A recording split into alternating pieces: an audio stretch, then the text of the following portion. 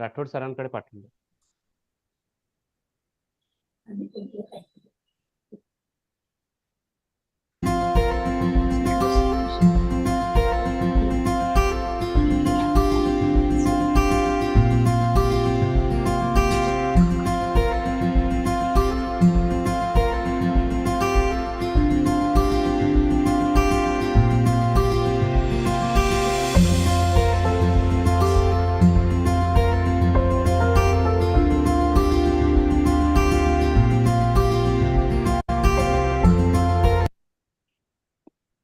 Good evening, everyone. I am Dr. Sachin Patil, MAHAIP Executive Board Member 2025 from Yavatmal. It's my pleasure to welcome you to the inaugural episode of Friday Ka Panch MAHAIP Ke Sang. It's our first episode of Friday Punch series. Tonight, we have assembled an exceptional panel featuring 5 distinguished speakers, each representing one of Maharashtra's 5 regions, and 2 eminent speakers in the field of pediatrics, especially pediatric pulmonology. Our focus for this evening is pediatric respiratory diseases, a topic of paramount importance in our daily practice. We are thrilled to share knowledge, insights, and experiences with you. Your participation and engagement are invaluable. Let's make this session informative, interactive, and memorable. Most important thing is today's this webinar is granted 1 MMC credit hours, and we recognize the august presence of Dr. Suhas Patil sir, who is observer for today's webinar. So my request for every delegate is to please enter your details in the chat box like name, mobile number, IP, life number, and MMC number. Now, without further ado, I would like to invite our respected President, Dr. Sanjay Pakmode sir, for welcome address. Am I audible? Yes, sir. Okay. Namaskar. Good evening. Happy Valentine's Day to all. Now, the new series of Friday Ka Punch. So I was even till date, in the evening till I was not sure about Friday Ka Punch. Then I came to know when I gone through the meeting ID, when there are the people, people who are the presenters from the 5 regions of the Maharashtra. Then I made a thinking it is like the Friday Ka Punch, including the presenters from all the parts of the Maharashtra. So Sachin, very good concept and great because it includes everyone from all over the Maharashtra, the way we have divided Maharashtra into the 5 regions. Let it be from Vidarbha, Marathwada, North, Western, and Mumbai Konkan. And we got the today's experts, none other than Dr. N.K. Subramaniam sir. We call them as Subbu sir. And sir is no doubt from the Maharashtra, but we feel he is from Maharashtra only, our man. So thank you, sir, for joining today's webinar. And Jayan Joshi sir from Pune, who was a chairperson-elect for National Respiratory Chapter. And today's moderators, Sachin Patil and Harshal Wag from Sangli. And my colleagues, like our dynamic secretary, Dr. Amol, convener, Dr. Sanjay Deshmukh, and coordinator, Samruddhi, and all the presenters. I give all the best. It is going to be a great feast for all the MAHAIPians. And once again also there is one more icing on the top is icing on the cake. We can say it is a one MMC point to this particular webinar. So I think more and more people will join because it is going to be the great academic feast for all the MAHAIPians. Thank you. Thank you. Thanks, Sachin. Over to you. Thank you, sir, for your guidance. Now I request our respected HSG, Dr. Amol Pawar, sir, to give a welcome address. Amol, sir. Thank you. Thank you, Sachin. First of all, thanks to you for initiating this program of respiratory CME along with I thank Dr. Subbu. First of all, I welcome him on my IP platform, his own platform, his second home. And we all know that he has studied from BJ Medical College prestigious college in Maharashtra. We also welcome Dr. Jayan Joshi sir, who is the chairperson-elect of respiratory chapter and a very well-known face across Maharashtra and all India as well. So these 5 speakers already Sir Pakmode sir and Sachin has elaborated how they are taken. They represent all 5 zones of Maharashtra.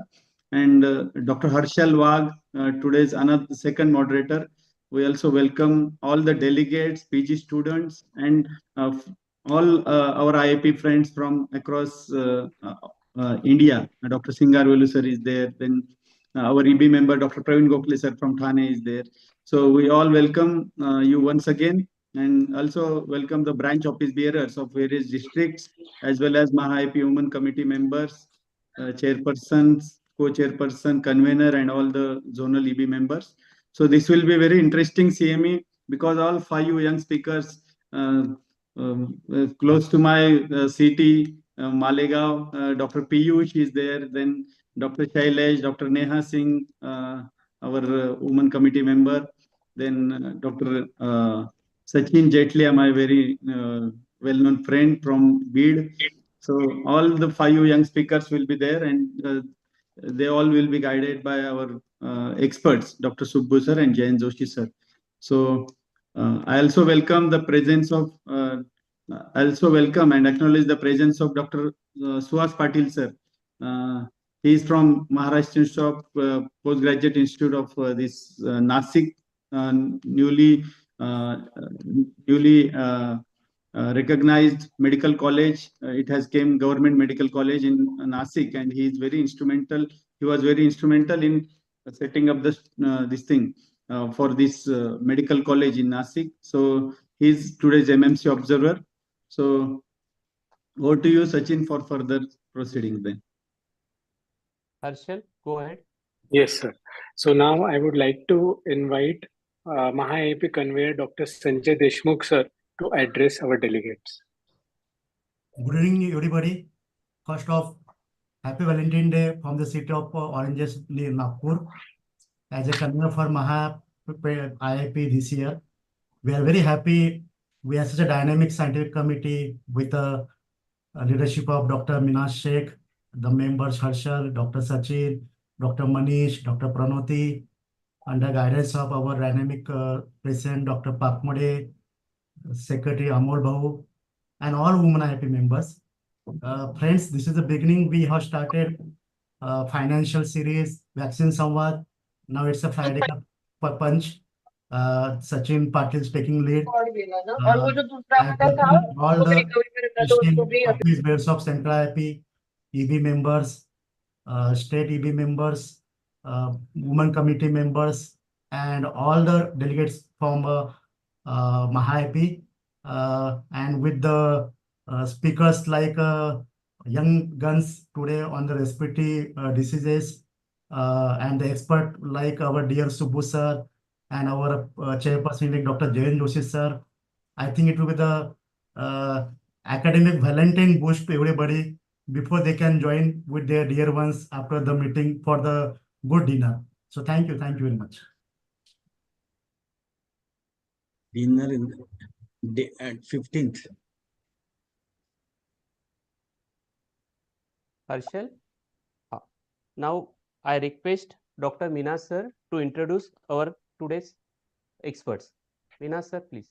Thank you, Sachin. It's my pleasure to be to present to you Professor Subramaniam NK as a scientific convener of Maharashtra IP, who does not need any introduction. However, it does need as a part of convention, wherein Dr. Subramaniam NK is medical superintendent and professor of pediatric at PS Institute of Medical Sciences and Research, Kuppam, past chairperson, secretary at IIP National Respiratory Chapter, vice president IIP South Zone 2022, honorary fellow IIP Pediatric Pulmonology. His special area of interest is pediatric pulmonology, lot of teaching, organizing CME conferences. He has been resource person in many international, national, state, and zonal conferences in CME. He is editor and author to many modules in IIP and IIP respiratory chapter, many publications to his credit, and have edited textbooks in pediatric pulmonology. So it's my privilege to present to you Dr. Subramaniam sir. I invite Subramaniam sir to say 2 words. Okay Sheikh साहब आपने 2 words बोला तो मैंने सिर्फ 2 words बता देता हूँ. Yes. Dear Maha Valentines and dear respiratory Valentines who have gathered here, let me wish the Maharashtra IAP all the very best. You have started on the day of प्यार की बात, and ये बात ऐसा हो जाए और सब जगह पे इतना सा फूल खिल जाए. Everybody should breathe academics, and in inspiration there should be academics, and in expression there should be action to save the children. Today's theme has been very apt. I'm sorry 2 word से ज्यादा बोला मैंने. फिर से मेरा प्यार प्यार और प्यार. Okay, I will hand it over back to you. Let us discuss more during the academic sessions. Sheikh साहब, मैंने सबको बधाई देता हूँ कि जो लोग मेरे को चुने on the very first inaugural session of this team. So it becomes something special for me. I will just recollect one incident. All of you must have visited Surat, and there they have done new IAP building. And Digant Shastri, when he was not the president, even before that, he had invited me. And I'm the first speaker there. Somewhere, everywhere, first मेरे को मिल रहा है. And इसलिए सौभाग्य समझता हूँ. And Jain Joshi, मैं आपसे सबसे share कर रहा हूँ. These झलक्स and these moments are evergreen in our life. Therefore, हमेशा जब भी पहले बार होता है ना, ये पहली प्यार है. And on the very 14th February. And thank you very much. Sir, may I interfere? Minhas sir. Sir. Yes.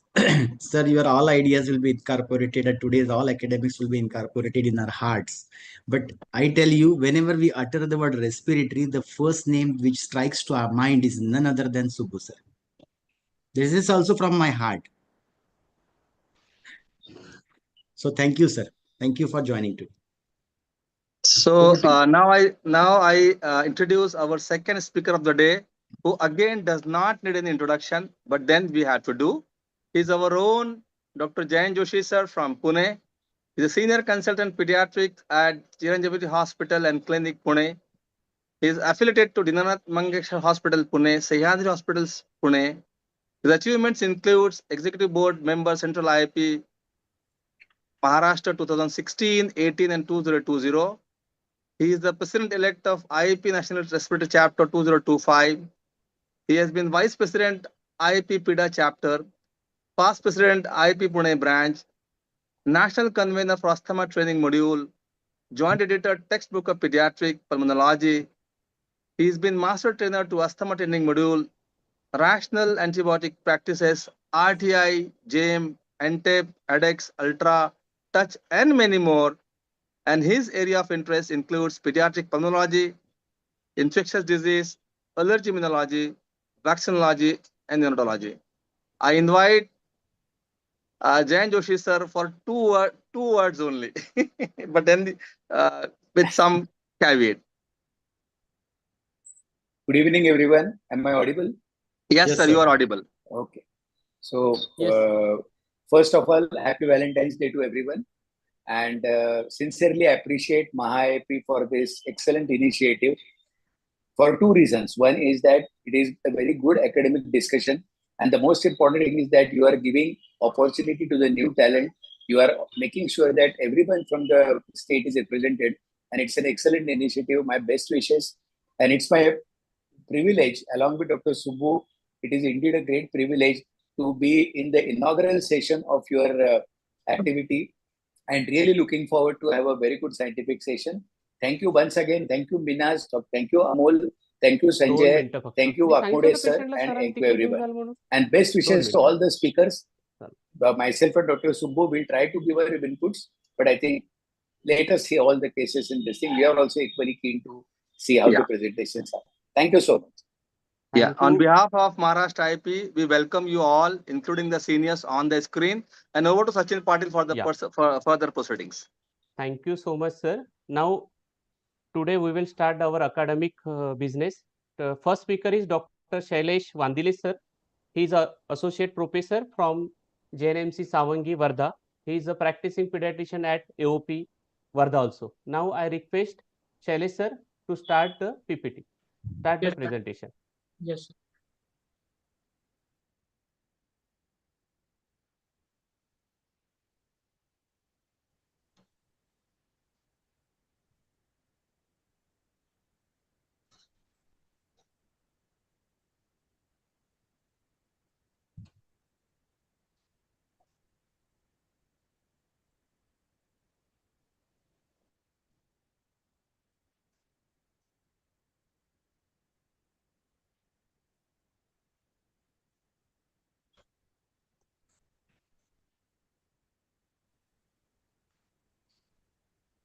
Good evening, everyone. I am Dr. Shailesh Vandile from Varda. Am I audible? Yes, sir, you are audible. Shailesh, can you make it full screen? Sir, I'm Slideshow? trying. Yes, sir, I'm trying, but it is not getting full slab. So just click on the from the beginning, or on the right bottom, there is a icon of full screen. Just click on that. On the right bottom, sir. It is next, not there. Next, that's correct. Yes, sir. Yes, sir. Fine. It is full screen now. Thank Yes. you. That's good. That's good. The previous slide. Dr. Shailesh, Yes, yes, before sir. you begin, just would like to, Dr. Sachin, have you informed all the speakers about the time limit and how the presentation is going to be? Hello? Yes, sir, they have been informed about it. Okay, thank you. So can I start? Yeah, please. Yes. Good evening, everyone. I am Dr. Shailesh Vandile from Varda. My topic is community acquired pneumonia. So why it is important? Because 33% of the pediatric deaths are because of pneumonia. And it is caused by organisms outside the hospital environment in children who have not been hospitalized in last 14 days prior to onset of symptoms. The causative organisms being viruses, typical bacteria, and atypical bacteria. So common viruses are rhinovirus, adenovirus, RSV, influenza, parainfluenza, and human metapneumovirus. Typical bacteria being Streptococcus pneumoniae, Haemophilus influenzae, and Staph aureus. And atypical organisms being bacteria being Mycoplasma, Chlamydia, and Legionella. The risk factors commonly are malnutrition, low birth weight, lack of exclusive breastfeeding till 6 months, lack of vaccination, overcrowding, passive smoking and tulas, vitamin A and zinc deficiency, and maternal inexperience. We'll see the differences between bacterial and viral pneumonia. In bacterial pneumonia, the onset is abrupt and epidemics are not seen. Infections can be present at other sites also with septicemia also, and fever is high grade and child is toxic with significant respiratory distress. Uh, Auscultative findings are crackles and X-ray findings are confluent infiltrates, where the infiltrates are merged together to form patch. Whereas in viral pneumonia, the onset is gradual and epidemics are commonly seen. Associated conditions are upper respiratory symptoms and other body ache, malaise, etc. Fever may be absent and child is less toxic and distress is less common but common in infants. And lung signs are wheeze is prominent. Whereas X-ray picture shows multiple diffuse infiltrates which are patchy and discrete, which are not merged together.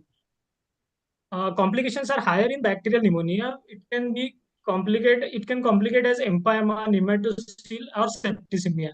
Whereas viral pneumonia is usually self-limiting but takes at least 1 week. And hyperinflation is seen in RSV infection. Now we'll see the difference between typical pneumonia and atypical pneumonia.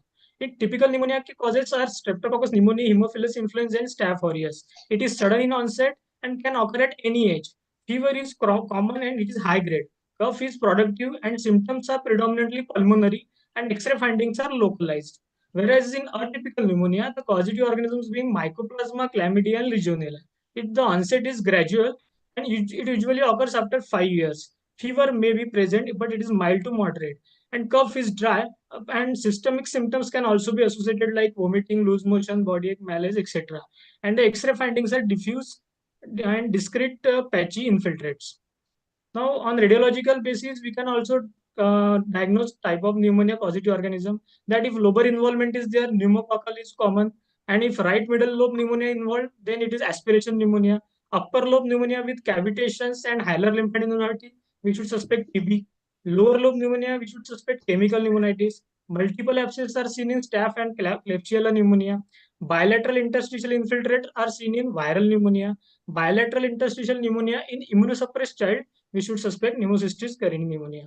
Now, this is the viral pneumonia picture. In first X-ray, it is the initial earlier phase of viral pneumonia where there are bilateral perihilar and peribronchial infiltrates which are diffuse and discrete, not merged with each other. Second is the advanced part of the viral pneumonia where it has increased and involving larger extent, but perihilar and peribronchial area are prominent. This X-ray is suggestive of multiple thin-walled cavities, suggestive of staphylococcal pneumonia. Now we'll see the treatment part. Streptococcus pneumonia sensitive to penicillin. First choice is ampicillin and alternative are ceftriaxone. Oral में amox we can use. Streptococcus pneumonia resistant to penicillin, we should go directly to ceftriaxone. Alternatives being lefluroxferin, linezolid. Staph aureus, if it is methicillin sensitive, we should give cefazolin or oxazolin. And alternatives are Clinda and vancomycin. If staph aureus is methicillin resistant, we should directly go to vancomycin or clindamycin or linezolid. And if it is even resistant to clindamycin, we have options of vancomycin and linezolid only. Haemophilus influenza, if beta-lactamase is negative, we can give ampicillin. But if beta-lactamase is positive, ceftriaxone is the choice. Orally, we can give amox if beta-lactamase is negative. But if it is positive, we have to add clavulanic acid as well. Then atypical bacteria like Mycoplasma, Chlamydia, Legionella, we should give azithromycin or erythromycin or clarithromycin or levoflox or doxycycline. Now, this is according to the age group. Less than 3 months child, first line of antibiotic should be cefotaxime plus gentamicin or amikacin. And second choice is piptaz. Whereas after 3 months, first choice you can use ampicillin and second is amoxiclav or cefotaxime or ceftriaxone. But if Staphylococcus aureus is suspected and it is methicillin sensitive, then we can use ceftriaxone plus cloxacillin. But if it is methicillin resistant, we have to add vancomycin along with ceftriaxone. Now we'll see viral pneumonia. In infancy, most common cause is RSV. So treatment is supportive in the form of oxygen and IV fluid, but ribavirin nebulization can be given. Its dose is 2 grams in sterile water nebulized over 2 hours PDS for 3 to 7 days. And if flu is suspected due to influenza or parainfluenza viral pneumonia, then oseltamivir is the drug of choice. Less than 15 kg, we should give 30 mg BD. 15 to 23 kg, 45 mg BD. 23 to 40 kg, 60 mg BD. And after 40 kg, we should give 75 mg BD adult dose. Now, if the response is not there to antibiotic treatment, then we should suspect bacterial resistance or non-bacterial etiologies like viruses, fungi, and aspiration of the foreign body, or bronchial obstruction with endobronchial lesions due to malignancy or foreign body or mucus plugs, and pre-existing diseases like immunodeficiency, ciliary dyskinesia, cystic fibrosis. And the complications are abscess, empyema, and bacteremic dissemination to other organs of the body, leading to endocarditis, meningitis, arthritis, osteomyelitis, septic shock, etc. Thank you. Thank you, Shailesh, Thank you, sir. for excellent presentation. Now I request Jayan Joshi sir for expert comments. Yeah, Dr. Shailesh, nice presentation. Thank you, sir. Couple of things what I felt. Number one, you mentioned about the radiological appearance. I think there is a little error there. The aspiration pneumonias are generally in the right upper zone, not in the right middle zone. And tuberculosis probably would be a right middle lobe syndrome. So that small little correction is required there. Also, you made a mention about the distinction between viral and bacterial pneumonia. And you mentioned that viral probably would be a gradual onset. But sometimes viral can be also rapid onset. Bacterial would be more toxic, more stormy, agreed. But you can sometimes, like adenovirus and all, can be very serious. So you must keep that in mind also. Third thing, I think there should have been some mention about how to assess the severity of pneumonia. See, now you know the WHO guidelines are there for health workers. they don't really insist on even doing a chest X-ray. So you must be aware of the fact that the most important criteria which they keep in mind is the respiratory rate. And on that, based on that, you'll have to make the decision. And depending upon the age group, less than 1 year, more than 60 per minute, from 1 to 2 years, 50 per minute, and likewise. And of course, the other signs, for example, the signs of respiratory distress. In a small infant who is less than 1 year of age, feeding difficulty is a very important clue to know whether the pneumonia is severe, and the chest retractions, altered sensory, etc. So obviously, these are the criteria probably also apply for hospitalization.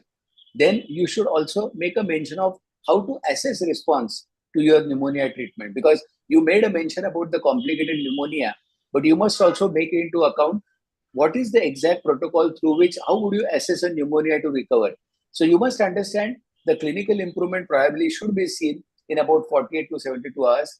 The fever can take around the same time to disappear, 48 to 72 hours. The leukocytosis or other signs of acute inflammation would probably come down in the same period. Most important to remember is that chest X-ray can take almost 5 to 6 weeks for complete resolution. So if the child is getting clinically better and if your treatment protocol is correct, there is no need to repeat a chest X-ray if a child is doing well. It would be only indicated if probably there is no response or you are anticipating some kind of a complication, and depending upon that, you can order an X-ray if required. And the monitoring is very important. Now, in ambulatory setting, you should be monitoring every day or every 48 hours. Of course, in hospital setting, the child would be observed for all the signs of respiratory distress and other things. Regarding antibiotic choice, on a community level, when you treat at the worker level, earlier recommendations of using cotrimoxazole are now out, and it is now being universally accepted that amoxicillin is the preferred choice, and it is given as the primary choice because it covers most of the organisms which are relevant in the first 5 years of age, common being the pneumococcus. And at least luckily till today in India, we don't have that much of pneumococcal resistance and to amoxicillin. So amoxicillin becomes our first choice. Of course, as you rightly mentioned, that chart for the age group related, your choice changes, but generally for a less than 3-month-old, the choice should be definitely hospitalization and treating with a broad spectrum antibiotic cover. So these are small tips which I would like to suggest. And there are 2 or 3 things. These are new guidelines which you must be aware about. Most important thing is clinically how you should distinguish for a severe pneumonia. And you should also know how to monitor a child who is recovering from pneumonia. So these 2 things, I think they should be added. So that correction was required. Thank you so much. Thank you, Joshi sir. Definitely most important highlighting point from you, that is no need of repeat X-ray. If only complication, then do. And monitoring is must. There is no excuse for monitoring of pneumonia patient at all. And Amox is the drug of choice. Thank you so much, sir. Now we will start with our second batsman, my close friend, Dr. Piyush Ranbor is a second speaker. He is from IIP Malegaon. Now I request Piyush, please start the presentation. Over to you, Piyush. Yeah.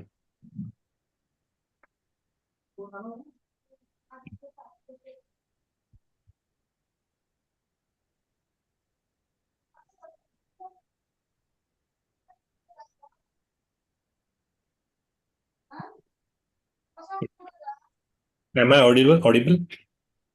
Yes. Yeah. Good evening, everyone. My next topic about the respiratory Friday ka punch is bronchiolitis management algorithm. Myself, Dr. Piyush Ranbor, Malegaon, and I was an ex-president of Malegaon IP. So we will start with the bronchiolitis treatment, and initially a normal introduction about bronchiolitis. Bronchiolitis is an acute inflammatory condition of the bronchioles due to result of most likely virus-induced injury. American Pediatrics has defined it as a disorder which is likely to be below 24 months of age, that is most commonly caused by a viral lower respiratory tract infection, which is characterized by wheezing. Etiologically, bronchiolitis is most commonly caused by respiratory syncytial viruses, and other viruses may cause bronchiolitis like rhinovirus, parainfluenza virus, or adenovirus. And rarely, mycoplasma may be one of the etiology in older children. So it's the diagnosis is completely based on a clinical judgment with in which a child which is less than 2 years of age presenting with persistent cough following a prodrome of mild coryza and fever lasting for 1 to 3 days, mild tachypnea, maybe respiratory distress may be increasing severity, wheezing, and apnea may be only present as symptom before 2 to 6 weeks of age. So we can grade the bronchiolitis depending upon its feeding ability, respiratory distress, and saturation into mild, moderate, and severe. In case of mild bronchiolitis, the child may be normally feeding will be normal. There will be no or little respiratory distress, and saturation will be more than 92% of O2. In moderate, the baby may be having shortness of breath during feeding. There will be moderate distress with some chest wall distractions and nasal pharynx, and saturations may be below 92% and corrected with oxygen. In severe variety, the patient, like baby, will be reluctant or unable to feed, and there will be severe distress with marked chest retractions and nasal pharynx. Patient may have intermittent apneas also, and saturations will be below 92%. May not be corrected with mild O2, simply O2. So, in case of mild bronchiolitis, it may be treated on an OPD basis, giving the caretaker the proper signs of red flag signs, explaining them. But in case of what are the indications of hospitalization, that absolute may be cyanosis. The patient may be having SpO2 less than 90%, or very severe tachypnea, more than 60 per minute respiratory rate, or marked distress like grunting, chest indrawing. The baby may be poor feeding, lethargy, or intermittent apneic episodes. And relatively means even if the patient is having mild bronchiolitis, but if he is having a congenital heart disease or extreme prematurity, chronic lung disease, or a case of Down syndrome, neuromuscular disease, may have to be admitted. So bronchiolitis, in terms of investigations, it is a clinical diagnosis. Very little we may require a chest X-ray, which may be indicated in a severe respiratory distress patient, or in case of an atypical course is there, like sir previously told that if we are suspecting some pneumonia changes or all that, and X-ray chest will only reveal bilateral hyperinflation and maybe segmental atelectasis may be there. Blood investigation generally do not contribute. So maybe the differential diagnosis in case of bronchiolitis patient may be pneumonia if the fever is high grade and focal crackles will be there, or maybe congenital heart disease having pulmonary edema, it may present like this, viral myocarditis, or lastly, very rarely foreign body aspirations we may think of. Management, as I told that in case of mild variety, there is no treatment required. We have to reassure mother or to bring back the child if the distress increases or feeding inability is there. In case of severe grade, we have to admit the patient. The main treatment line basis based on the humidified oxygen supplementation. We have to maintain the saturation above 92%. Fever management, IV fluids if the patient is unable to feed and he is having dehydration. Adrenaline and hypertonic saline trial can be given. And we have to observe for deterioration in that case. If it deteriorates, we have to treat it as a severe variety and the supportive management has to be given. So as we know that mainstay of treatment in a bronchiolitis is mainstay is oxygen. We have to clear the respiratory tract or nasal passage, hydration and fever management. Questionable role still there is there about hypertonic saline nebulization or adrenal nebulization. And there is no role of steroids, sedatives or antibiotics or decongestant. Antiviral not being no sufficient data is there. So in case of we will go one by one for oxygen therapy. In general we have to aim the saturation above 90% in more than 6 weeks of age and above 92% in children less than 6 weeks of age or in having underlying health issues. 90 to 92 is acceptable if child is not distressed. Bronchodilators should not be used routinely, but a single trial of beta agonist can be given and we can see the clinical response. If it responds, we can give it. Most studies show actually transient improvement and is unclear clinical significance. Nebulized adrenaline, very not recommended, not routinely recommended, but dose like 0.1 ml per kg to 0.3 ml per kg of a 1:1000 solution has to be given. And we can try. It is inconsistent, but still for moderate to severe cases, we can try this therapy. Hypertonic salines, even if there is equivocal responses there, they're not routinely used. But still, for those who are admitted for more than 3 days, we can use it for that purpose. Other drugs like corticosteroid, not at all recommended. In spite of common etiology being a virus, antiviral therapy is also of a limited value, and antibiotics do not have any role in bronchiolitis. For severe variety, when the patient has having some respiratory compromisation, we can try HFNC so that the admission for a ICU setup is decreased and the patient can be cured on a low cost budget treatment.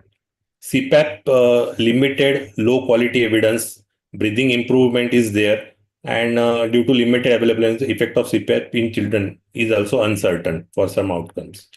Chest physiotherapy is absolutely not recommended in this case. It may increase the severity. RSV prophylaxis, newly is under trials is there. Palivizumab, which is a monoclonal antibody. Monthly dosing is there. It may prevent the recurrence of the episodes of bronchiolitis in children, and may be tried in patients having severe prematurity or any congenital heart disease or hemodynamically significant heart disease there. So may be tried. Discharge criteria means after improvement of the patient will be clinically stable. He should be taking at least 75% of his usual feeds.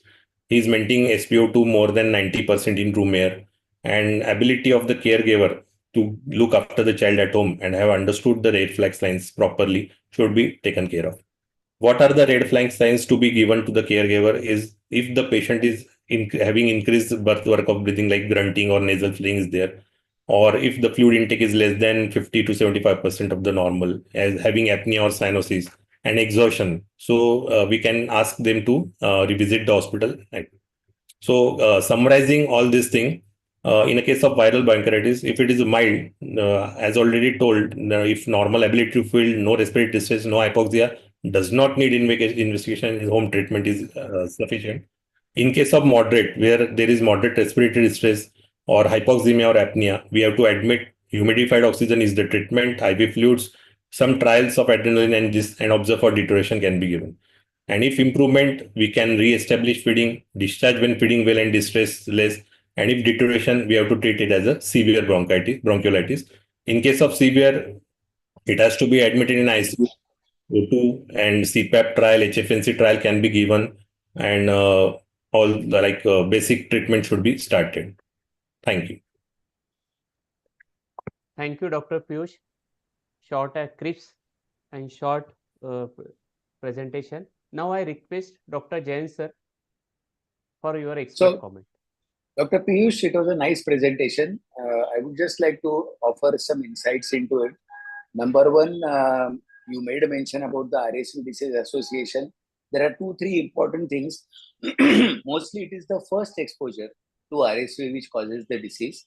And generally one would not find it getting recurrent because most of the children would get immune by the age of 2 or 3 years. So by definition, bronchiolitis would be seen in younger infants.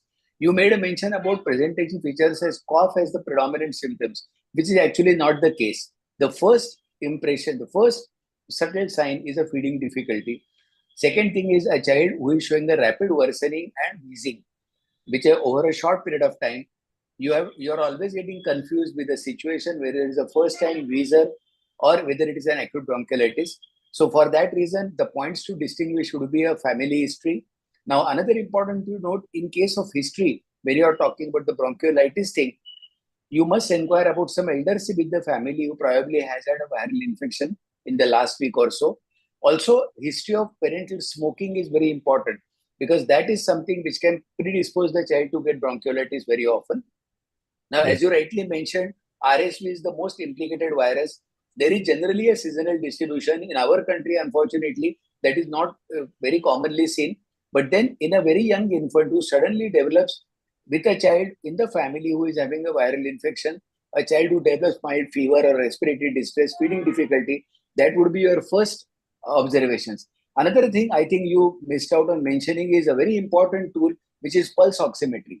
Pulse oximetry is a very useful tool for monitoring though sometimes it can be, maybe, sometimes you can overdiagnose it, you can over-treat it, but at the end of the day, ever since we have had the COVID pandemic, we are all well adversed with use of pulse oximeter. So that is also one important thing which can be a very good handy tool for quick assessment of the child's respiratory distress. Because you made a mention of 90 to 90% everywhere. So that thing is very important. As regards treatment, I think you gave a very good overview of it. But again, nebulized adrenaline, if it is only in the racemic form, has some reference in the form of giving this thing. What adrenaline we use in our practice, in diluted in the normal saline, that generally is a very arbitrary therapy, and generally it is not useful for this thing. Oxygen is the mainstay of treatment. So for a child who is otherwise feeding well and not having signs of respiratory distress, you can manage the child at home. But most important thing is that you have to keep a watch about child's worsening status. So if a small baby is there and who is having a respiratory difficulty, it is always better to observe the child. You can give oxygen in various forms. Generally, HFNC or CPAP would be reserved in a situation where the child is not responding, or whether there are situations where probably you have some other associations. Like, for example, if a child has got some respiratory anomaly, or if a child is not responding well, or if it is a premature child, a NIC graduate, probably in those cases, probably you would expect all these things to happen. And the most important thing is that whether or not it continues to go in the future, you must make a mention of one entity called as bronchiolitis obliterans. It is something which is not very common, but it is one condition which can progress on to become a chronic obstructive lung disease, and it is mostly related to adenoviral infections, or even in older children, mycoplasma. And unfortunately, there are cases wherein it doesn't even respond to your conventional initial corticosteroid therapy. So, though bronchiolitis is a self-limiting condition, it is viral. These are the very important factors: supportive treatment, nebulization. You made a mention about ribavirin, but ribavirin is not practical because of the cost constraints. Now, as regards the protection, the monoclonal antibody in US now they are routinely doing it. They give one shot in the first 6 months, which has a protective effect for first 6 months, and it has got an efficacy of 89%. And that one particular monoclonal antibody dose, single dose, is recommended. As of now, other vaccines against RSV are not routinely recommended. So these are the few important insights you must remember when you are tackling the case of bronchiolitis. Otherwise, it was a very good presentation. Thank you very much. Thank you, Yes. Joshi sir. Definitely, in any Thank respiratory you, illness sir. patient, we should document the SpO2. So use of pulse ox should be compulsory in the OPD practice also. So now over to Harshal, my colleague. Yes, sir. Yeah. So I would like to introduce our third batsman, or our speaker for tonight, who is Dr. Sachin Jetlia. He's from BEAD. He has, I would like to give a brief introduction about him. He has graduated from KM Mumbai. He has done a fellowship in neonatology. He has been a past secretary of BEAD IAP. He is trainer for advanced and basic NRP and has been faculty for various IAP modules. At present, he is the director of Shri Bal Rugnalay BEAD. Over to you, sir, for the presentation on chronic cough care protocol. Thank you, Dr. Harshal, for and MAHAIAP for giving me opportunity to speak on this platform.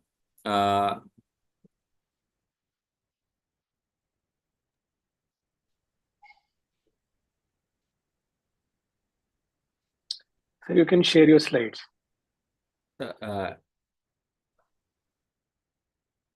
Is it seen? Yes. Yes, yes. Yeah. Yes. So it is very difficult to complete a chronic cough care protocol in 7 to 10 minutes, but I am trying my best to do it in time. So my topics will be covered in form of pathophysiology of cough, understanding the differential diagnosis of chronic cough, use of chronic cough algorithm in pediatric patients, and to know when to refer to a pulmonologist. So why understanding of cough is important? Because cough is the most common symptom which is seen in our daily OPD. It is frustrating consultation, as many of the chronic cough patients have already seen multiple pediatricians before and taken multiple therapies for the same. And cough is easily recognizable symptom, unlike wheeze. A lot of money is being spent on antibiotics, cough suppressants, and expectorants. So we have to balance between a normal cough, chronic cough, and ineffective cough with multiple etiologies about it. So what is a cough? Cough is an explosive expiration that provides a normal protective mechanism for clearing tracheobronchial tree of secretions and foreign material. It can be because of mucus, noxious substances, infectious organisms, and it prevents the pulmonary aspiration. It also promotes the ciliary activity and clears the airway debris. So what is chronic cough? Presence of cough more than 4 weeks duration, and generally most of the coughs resolve within 4 weeks. After 4 weeks, it is important to carefully assess and not to quickly dismiss it as a post-viral cough. So what are the phases of cough? I am covering it just to have a brief recap of our physiology. It goes through deep inspiration, compression, expulsion, and relaxation phase. Just to cover up the cough reflex, as the etiology is based on the site, we have to know the receptors where cough receptors are present, the nerve endings, the main nerves, then the main center, that is medullary center in NTS, and efferents, that is spinal motor, phrenic, and vagus nerve. It goes to effectors like expiratory muscles, diaphragm, and larynx, trachea, and bronchi. It is important to have our physiology before we go further. So specific pattern of cough depends on the site and type of stimulation. Laryngeal cough generally have immediate expiratory stimulation. It does not go through the all 4 phases of cough. In tracheobronchial cough, it goes to all 4 phases of cough. Generally, the airflow is necessary. So these are the causes of persistent cough. This is for complete enumeration of causes, which includes congenital anomalies of different respiratory tract, infections, suppurative lung disease, allergy and asthma, aspiration, physical and chemical irritants, and iatrogenic causes. So the most common causes of chronic cough in children is non-specific cough that resolves spontaneously, asthma, and protracted bacterial bronchitis. So these are the main causes which are being dealt. Upper airway, that is post-nasal drip, nasal allergy, sinusitis, foreign body in external auditory canal.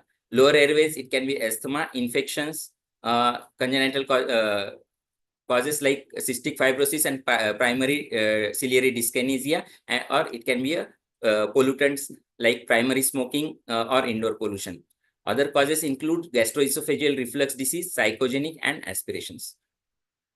So mainly there had been pediatric guidelines in 2006, which have been modified with high quality evidence in 2020. What it says is to have a careful history examination before pursuing an extensive workup. Evaluation can be proceeded systematically. So what is a normal cough? Any child coughs between 1 to 34 times a day, mean of 11 times. What is expected cough? A cough due to upper respiratory infection in a healthy child that usually lasts generally less than 2 weeks, sometimes up to 3 to 4 weeks. So these are the normal and expected coughs. So what is a non-specific cough? A chronic cough that does not have an identifiable cause, dry and non-productive, normal X-ray and spirometry, and likely to resolve without any treatment is defined as a non-specific cough. And a chronic cough associated with an underlying disease, mostly wet, is with some specific cough pointers is specific cough. Many times there is an overlap between all the 3 types of coughs. Sometimes it is a normal or expected cough, which gradually evolves to a specific cough. So you have to have a follow-up of patient till there is a complete resolution of symptoms or cough.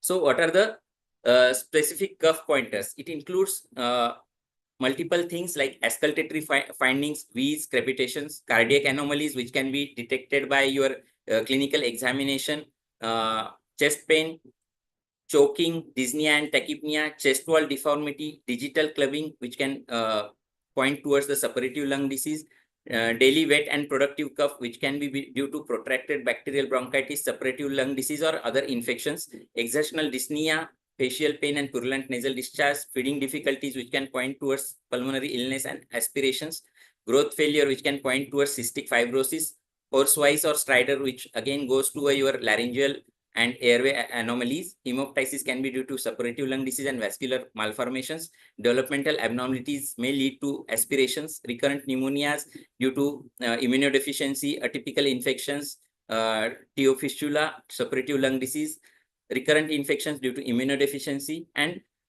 wheeze like monophonic wheeze due to large airway obstruction, or polyphonic wheeze due to asthma, bronchiolitis obliterans, and bronchiolitis, which is already been covered. Tests like chest radiograph and spirometry may be abnormal when you have specific cough pointers. The classical recognizable cough patterns in children, we have to know, as most of us know, that barking or brassy cough is due to croup or tracheomalacia, or habit cough, which is now called as a tick cough. Cough productive of cast is due to plastic bronchitis. Honking is due to psychogenic causes. Paroxysmal cough in pertussis and parapertussis, and staccato cough in chlamydia. So this is an algorithm we go by we examine and evaluate a child. This is for less than 14 years child, because after 14 years, generally the adult protocols predominate.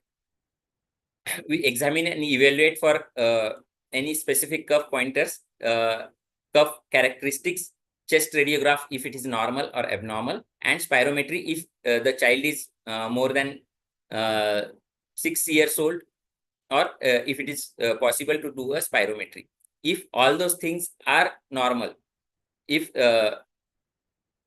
normal, then we see if there is any precipitating factor like tobacco smoke or other pollutants. See the child's activity and see if what are the parents' expectation and concerns about the chronic cough. If everything is normal, like chest radiograph, spirometry, and there are no specific cough pointers, we wait, watch, and review the child. Usually post-viral cough or acute bronchitis resolves after some time, rarely, but examine for foreign body inhalation, asthma, upper airway disorders, adverse events of medications, functional disorders, pertussis, mycoplasma, reflux disease, or ear problems. Review in 2 weeks duration. If it is resolving, so it is resolving and resolved, discharge the child, or you can say you can stop the follow-up. About the cough, if cough is persistent, then discuss with the options with the parents, because there are no cough pointers and cough is still present. There are 2 options, whether to wait and watch and review the approach. That is, you have to follow up and ensure the resolution if there are no specific cough pointers. If there are specific cough pointers, then you have to I will be going to the next slide where we will see what is to be done if there are specific cough pointers. If there are no, and second option is give a trial of therapy. It is recommended to give a trial of therapy with budesonide, 400 microgram or equivalent like beclomethasone. Review in 2 to 4 weeks. If cough resolves, then it may be labeled as asthma or asthma-like illness. You can cease the ICS if no other features of asthma and consider a period effect. If cough does not resolve, cease the ICS, review if there are any specific cough pointers. If there are specific cough pointers present and X-ray and spirometry are abnormal and cough is wet, so then we are most probably dealing with the protracted bronchitis, bacterial bronchitis, where it is recommended to give 2 weeks of antibiotics. In detail, it will be covered by Dr. Priyanka in the next talk.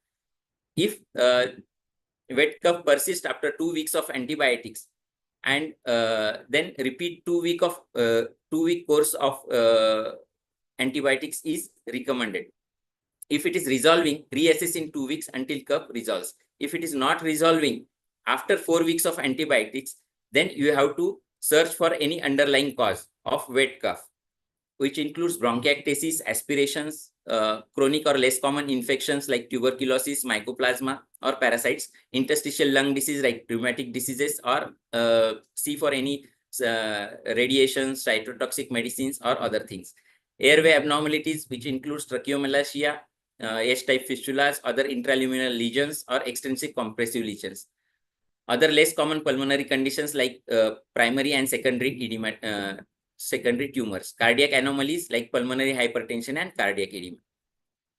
If cough is dry and symptoms and signs of asthma or reversible airway obstruction is present, which we need to document, then reassess in 2 to 4 weeks. If it turns out to be a wet cough, we have to again go to the wet cough arm. If it is not dry, then you have to refer to a pulmonologist for further studies. After you are seeing all this, we have to always keep in mind if we have to evaluate for tobacco, smoke, or other pollutants exposure. See for child's activity, parental expectations, and concerns. So why pediatric algorithm is important? Because in adults, many diseases like asthma, GERD, and upper airway cough syndromes are being empirically treated. But in children, asthma, protracted bacterial bronchitis, and non-specific cough that resolve spontaneously, and we do not treat them empirically. Use a systematic approach. We use cough characteristics and history to guide the algorithm. We need to obtain an X-ray chest and spirometry when appropriate. Do not routinely perform additional tests like skin prick test, bronchoscopy, and chest CT. Evaluate for pertussis if clinically suspected. Evaluate for exacerbating factors like tobacco smoke and other pollutants. We do not treat empirically for rhinosinusitis, reflux, or asthma unless there are specific indications. If empirical trial is to be used for any hypothesized diagnosis, we have to define the duration for which we need to give it. Determine parental and child's expectation and specific concerns.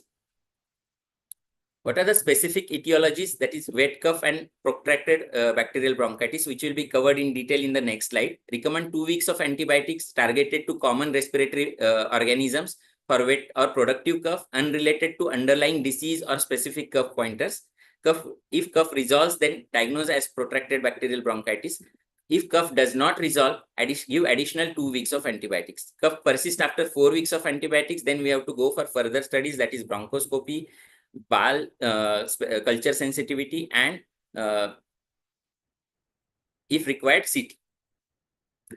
If specific cough pointers are present, like coughing with feet, digital clubbing, further investigations with flexible bronchoscopy, chest CT, assessment for aspiration, and evaluation of immune system may be needed.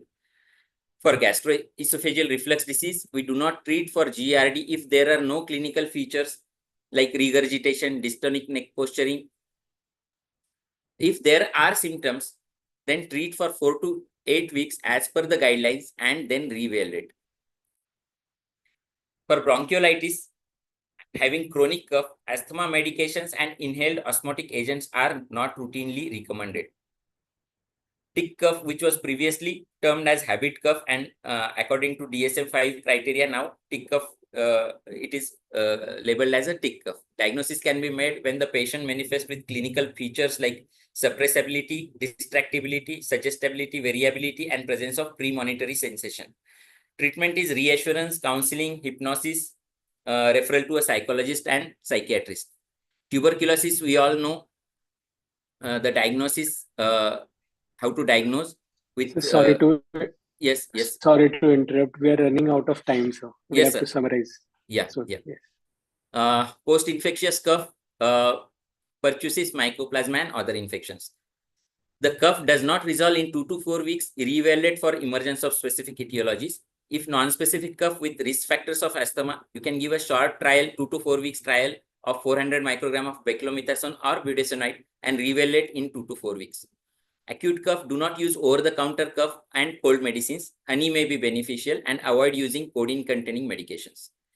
Conclusion: cough is a vital defense mechanism for lung health. Simply suppressing cough is not the answer, because cough is an essential protective mechanism to keep airway patent and clear. Chronic cough is a symptom, not a diagnosis, and underlying cause should be ascertained. Use cough algorithm to help guide workup and refer to pulmonologist if it does not resolve or workup for specific etiologies. Thank you, sir. Thank you for this excellent presentation. A complicated topic you tried to simplify with the algorithms. Now I would like to invite Dr. Subramaniam sir for expert comments. Yeah. Am I audible? I'm just Yes, sir. Yes. Okay. Now I will, for want of time, let me be very brief and we will take more questions at the end. Dr. Sachin, you presented excellently.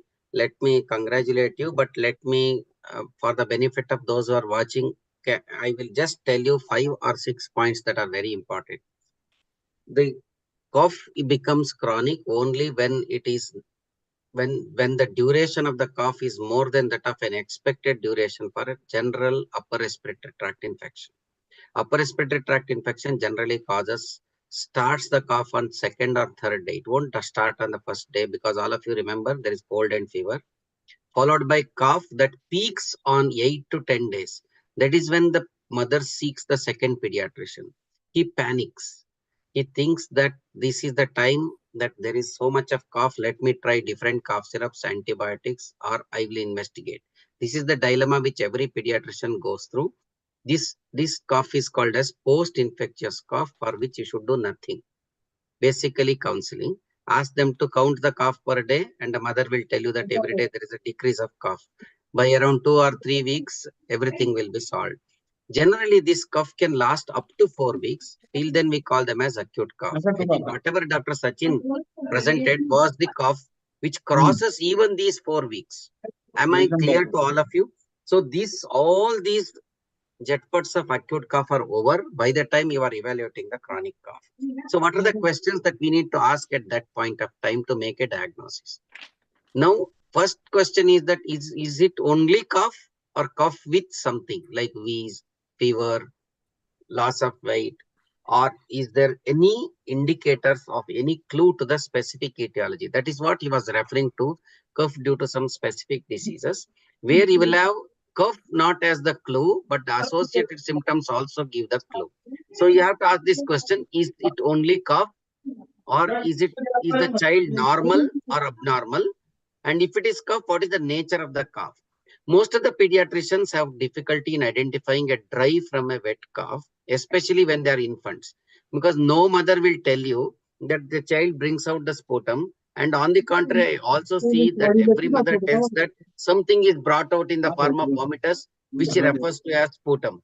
So this is the difficulty in practice. And therefore, I suggest all of you to properly auscultate and find out and see that,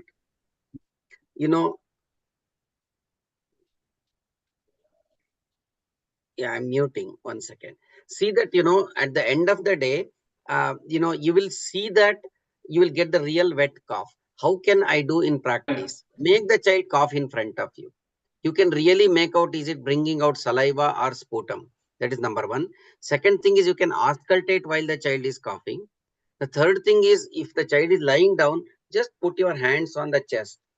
Sometimes you can even see that either you can palpate the conducted sounds or really the fluid that is moving to and fro. I think most of you must have, put your heart on your chest on the Valentine's Day. Please you hear some heart sounds or you will hear some movement of the sputum that you can make out. This is very important. Why I'm telling you this in practice is because if you hear and if you make out a diagnosis of wet cough, you can't ignore and neglect. Wet cough is not self-limiting. Wet cough has to be treated. And for a wet cough, you have to give a course of antibiotics. Here, the course of antibiotics is not less than 2 weeks, which we are going to discuss in the next session. So I'm going to cut it short here. Now, if the cough is dry, you can relax for a while. But remember, sometimes a cough can be to start with in the first week dry and later becomes wet. So you should be carefully following it up. This is very, very important. And a dry cough is often asthma. And if the cough is the only symptom, it is not TB.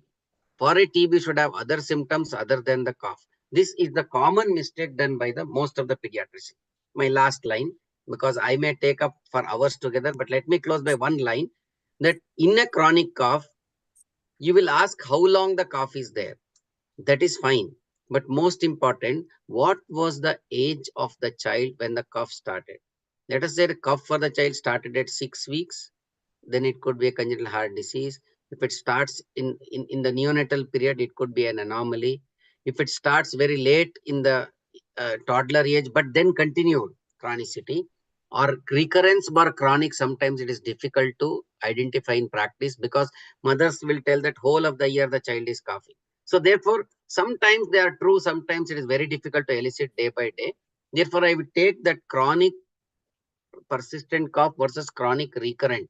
These are sometimes you have to elicit by history, and this is the key. So the most important question that you have to ask, not about the cough, how is the child? If the child looks normal, growth and development is normal, relax. If the child is not thriving well, you cannot relax. Somewhere you have to see that the child gains the weight. I'll close here because I'll come back to this discussion of the cough again in subsequent topics. But let me compliment Dr. Sachin. I don't know how you could make 20 slides out of chronic cough. When I prepared as a chairman of the chapter, the cough module, it is around 200 slides. And you could make it in 20 slides. I think I should call you as a faculty next time, to reduce the number of slides. And on this day, let me declare that you are my first Valentine, and Dr. Sachin, and thank you. Thank you, sir. No, but I think Thank on you, a sir. lighter note, it was a huge topic to be covered in such a short time. Yes. So you Yes, made a sir. wonderful job. Thank you. Sir, thank you very much. Thank you, Subramaniam sir, for this golden words. I think as per the announcement by Dr. Amol, we will take all the questions in the chat box at the end. Please, Yes, please sir. don't move away and don't worry about the time. Till you sleep, you can listen to us. No issues. Yeah, Yes, please sir. continue. Yes, sir. So moving on with our fourth speaker, who is my colleague from Sangli, Dr. Priyanka Patil. A brief introduction about the speaker. Dr. Priyanka Patil has graduated from Government Medical College, Goa, and after completing her DNB, she has done fellowship in clinical genetics. At present, she is working in Government Medical College, Miras, as senior resident. She will be talking on the next topic, which is protracted bacterial bronchitis. Over to you, Dr. Priyanka.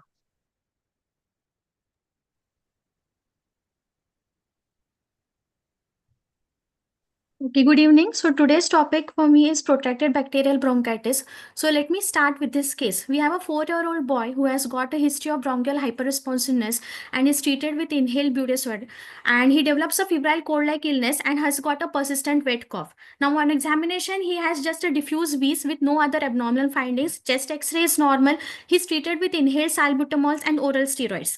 Now this wet cough persists for 4 weeks and he was then started on oral amoxiclav, and there was resolution of symptoms seen within 24 hours. So we have seen how this case of chronic cough is often misdiagnosed as a case of bronchial asthma. Now the prevalence of chronic cough in our pediatric age group is around 8%. We have seen that out of most of the cases who are referred to a tertiary care hospital with a cough of more than 3 weeks, it was seen that nearly 55% of them were referred with a primary diagnosis of bronchial asthma. Now, after investigating, it was found that most of them, that is nearly 40%, were actually protracted bacterial bronchitis, and only 2% of them had this diagnosis at referral. So what is protracted bacterial bronchitis? As the name suggests, it is a protracted or a persistent infection of your conducting airways by pathogenic bacteria. Now, this was initially defined as, it had 3 criteria. First was there should be a history of chronic wet productive cough for a period of more than 4 weeks and a positive bile culture for respiratory bacterial pathogens with a concentration of more than 10⁴ CFUs per ml of the bile fluid. And there should be resolution of the cough after a 2-week course of an oral appropriate antibiotic, that is amoxicillin clavulinate. But this was called as PPB micro. But later it was found that every child with a history of chronic cough, it was not feasible to do a bile culture and a bronchoscopy. Hence, they have modified the criteria, and now we have come up with something which is more clinical. That is, the first criteria remains the same. That is, there should be a history of chronic cough for a period of more than 4 weeks duration, and it should be wet and productive in nature. The second criteria is changed, and they have added like absence of any signs and symptoms that are suggestive of other causes of wet or productive cough. And third criteria, like we have seen, after a 2-week course of an appropriate antibiotic, the cough has to resolve. Now moving one step forward, we have something called PPB extended, that is the PPB micro or PPB clinical, which requires 4 weeks of antibiotic treatment rather than the usual 2 weeks course for complete cough resolution. And we have something called as recurrent PPB, that means more than 3 episodes of protracted bacterial bronchitis in a year. Now, what is the etiopathogenesis? The first is bacterial pathogens and microbiota. That means some viral infection can cause some damage to the epithelium of the respiratory tract. Now, the most common organisms here are the Streptococcus pneumoniae, Moraxella catarrhalis, and non-typable Haemophilus influenzae. Now, this damage will cause inflammation in the respiratory epithelium. There will be some impediment in the mucociliary clearance, and there will be biofilm formation by these organisms. Now, this biofilm is some protective layer that is formed by the bacteria, which will prevent the penetration of antibiotic to the core bacteria. And hence, because of this, it is not possible to eradicate this bacteria with the usual 5 to 7 day course of antibiotics that is otherwise given. And here we require a prolonged antibiotic course of around 2 weeks. Then large airway lesions like airway malacia, wherein there will be ineffective cough reflux and the mucociliary clearance will be impeded. And this will all finally lead to PPB and then bronchiectasis. And we have seen that these patients usually will have a good immunity and normal levels of IgG, IgM, and IgA levels in the body. So what is the typical profile of a child with PPB? Now, these children are usually young with the median age group of around 10 months to 5 years of age, more likely to have attended childcare. They lack any systemic symptoms which are suggestive of otitis or sinusitis, will have a normal growth and development importantly, lack any signs on general examination, that there is no clubbing, no chest wall deformity. Even on respiratory examination, only mild wheeze or rattle may be observed, but there are no other auscultatory chest findings. Chest X-ray is normal or near normal, that is max some peribronchial infiltration may be seen, and pulmonary function tests are essentially normal. So this history can sometimes be typical to that of bronchial asthma. That is, there is a history of prolonged wet nocturnal cough, shortness of breath that is seen with exercise, noisy breathing which can be felt over the chest like sir said, and symptoms which are aggravated with viral infections. So how do you differentiate between bronchial asthma and PPB? First character of cough that we know in bronchial asthma is dry cough. In PPB, it is persistent wet cough. Then nocturnal cough is present in both, but in bronchial asthma, it might be present throughout the night. In PPB, because it is depending on the postural variation, it is mostly seen when the child goes to sleep or gets up from bed. So postural variation, like we have seen, is present in PPB, not present in bronchial asthma. Shortness of breath in bronchial asthma is not associated with the paroxysms of cough, whereas in PPB, it is mostly seen with the acute coughing episodes. Then in chest signs, in bronchial asthma, we have got a wheeze. In PPB, there is some rattle sound. And response to treatment, bronchial asthma will usually respond to inhalational corticosteroids, whereas PPB, there will be a dramatic improvement with antibiotics.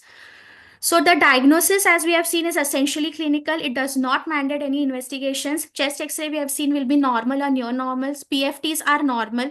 Definitive investigation is fiber optic bronchoscopy with BAL. As we have seen, the concentration of the bacteria has to be more than 10⁴ CFU per ml of the fluid.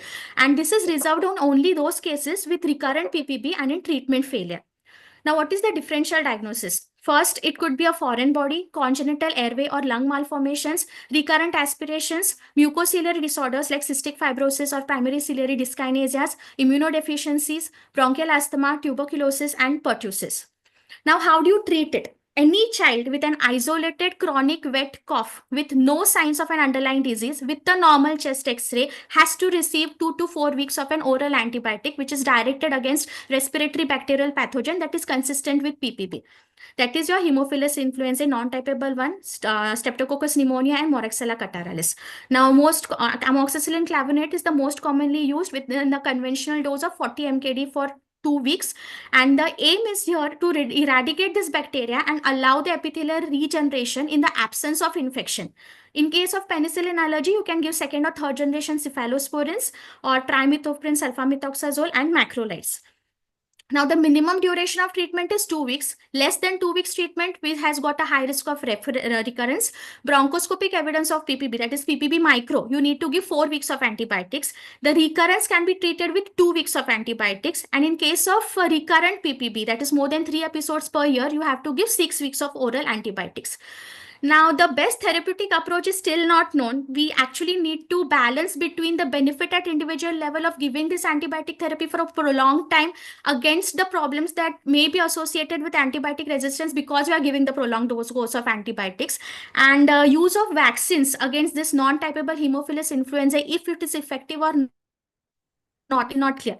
Also, use of pneumococcal conjugate vaccine we have seen has not reduced the incidence of PPB. In fact, in case it is found that the strains have shifted from those strains which are not included under the pneumococcal conjugate vaccine. And other things which need to be investigated are whether azithromycin once weekly can be given, or whether we can give inhalational antibiotics for the treatment. Thank you. Yeah. Okay, thank you. Priyanka, Thank you, ma'am, Priyanka, you can stop sharing. for this presentation. Yeah, I would request Subramaniam sir to Yeah, I put think some for comment. want of time, I'll quickly come to 3 or 4 points. The first thing is that I would congratulate Dr. Priyanka. You have done excellently well. You can resign from your college and join our college from tomorrow. I'm medical superintendent. I'll give a direct appointment order. You are so impressive and young, and the way you have presented, and there was so much of clarity of thoughts and the slides, which were extremely good. I would request you, I will give my mobile number. Please share your slides. With your permission, I'll share it elsewhere in many conferences. It was to that quality and it was so excellent. We are proud of you. That's the first point. We want, you should become member of IAP respiratory chapter. If not, Dr. Jayant will follow it up. So that's the first invitation. If you can't afford, I will pay for it. Now the next question. Now regarding the protracted bacterial bronchitis, I want the audience to take into consideration 3 or 4 points. First, there should be cough. And there should not be anything other than cough. What I meant was there should not be fever, there should not be weight loss. Am I simple and clear to you? First, there should be cough, and there should not be anything other than cough. The next thing is cough should be prolonged. That's why it's called as protracted bronchitis. Please understand, it's called protracted, not viral, bacterial bronchitis. Because it is non-viral, no viruses will last more than 4 weeks. Am I clear to you? No viral disease lasts for more than 4 weeks. For a disease to persist in the airways or the parenchyma, it has to go beyond the expected viral duration. Therefore, protracted bacterial bronchitis should have cough of more than 4 weeks, and it should be a wet cough, because now the question is, it is because there is formation of biofilm, there will be wet cough. And I want all of you to, show your teeth like this. Please understand, if somebody says get your teeth cleaned, it is looking yellow in spite of brushing, that means you have biofilm on the teeth. I'm just making you understand what a biofilm means. Biofilm means there is colonization of the bacteria and there is discoloration and damage to the mucosa because of the colonization. Am I clear to all of you? I'm not getting the response from chat box, but I want all of you to understand. This biofilm formation is the cause of otitis media. It is the cause of sinusitis. It is the cause of bronchitis, and it is the cause of a smoker's cough. It is also the cause of chronic bronchitis and emphysema that you see. Everywhere it is the biofilm. And when you want to treat the biofilm, you cannot treat with 5 days of antibiotics. Please understand. There are multiple layers of infections, one after another. Colonization. It is not infection that you need to treat. It is the colonization. Therefore, something like scraping has to be done, which is very difficult on the respiratory tract for us to do. Therefore, you have to give not amoxicillin, but amoxiclav for not less than 2 weeks for obvious reasons that I have told you. Why clav, not just amoxicillin, is because there will be low-grade organisms. It is not a primary pathogen, whereas it is colonization. Therefore, you have to have a broad spectrum antibiotic for not less than 4 weeks. And I think I'll stop here only to just add one point, that there are debates, which I will not take it up today. Join our respiratory chapter symposias to understand whether it is a precursor of bronchiectasis, whether it can be called pre-bronchiectasis. Now, if at all you get recurrent PBB in life, remember the most common thing that I have seen in my life is immunodeficiency. Because there is immunodeficiency, local IgA is not working well.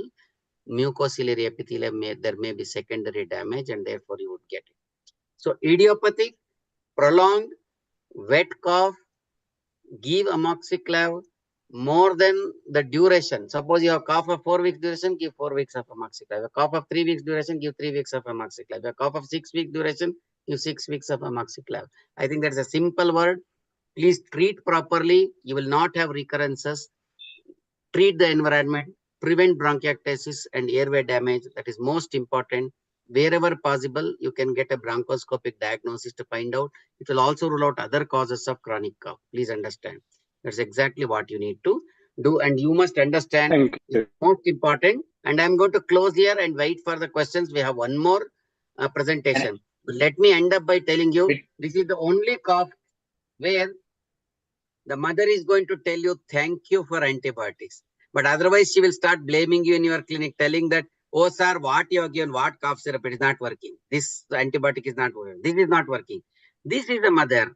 If a mother thanks you and tells you if you have used an antibiotic, remember it could be PBP. I'll stop here because I can speak hours on this. So therefore, beta, you have done excellent job. Therefore, you are also my Valentine for the day, the second Valentine after Sachin. So you have done extremely well, and thank you very much. With Dr. Subbu's permission, can I just add a line? I think he has partially already informed you. Number one is that this is one condition which has a remarkable response to starting the antibiotic. And one does not require to give any cough syrup for making the expectoration of this cough. As the antibiotic would start working, there would be a symptomatic recovery as well as the recovery from cough. This is one very important thing you must keep in mind. Yes, sir. Over to Sachin, sir. So now the last batsman. Next speaker is Dr. Neha ma'am. Ma'am is from IIP Raigad. She is a editor of IIP Raigad. She is a secretary of AHA Raigad also. Over to you, Neha ma'am. Thank you, Dr. Sachin. Good evening, everyone. Myself, Dr. Neha, and I thank MAHAIP as well as President Sanjay Bhaknore sir for giving me the opportunity to present today in front of Dr. Subramaniam sir and Dr. Jayan Joshi sir. So the topic given to me is pediatric foreign body treatment protocols. We all know that foreign body is any object originating outside the body of an organism. It is an unwanted introducing object. And we also know that children are fond of putting objects into orifices, different orifices, their own and others, due to curiosity or innocence. The object inserted in the nose, ears, anus, vagina, usually easily to manage, but the foreign bodies in the mouth can be difficult and often life-threatening because they may track down into the respiratory tract or in the alimentary tract.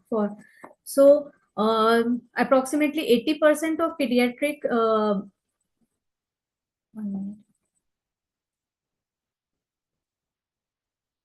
Can you see my slides? Yeah, you are very much fine, Neha. Please go ahead. You're fine. No issues. I cannot see my slides. Okay. We are able to see your slides, Neha. Go ahead. We can hear you also. Kindly go ahead. Yeah, okay. You need to reshare it and reshare.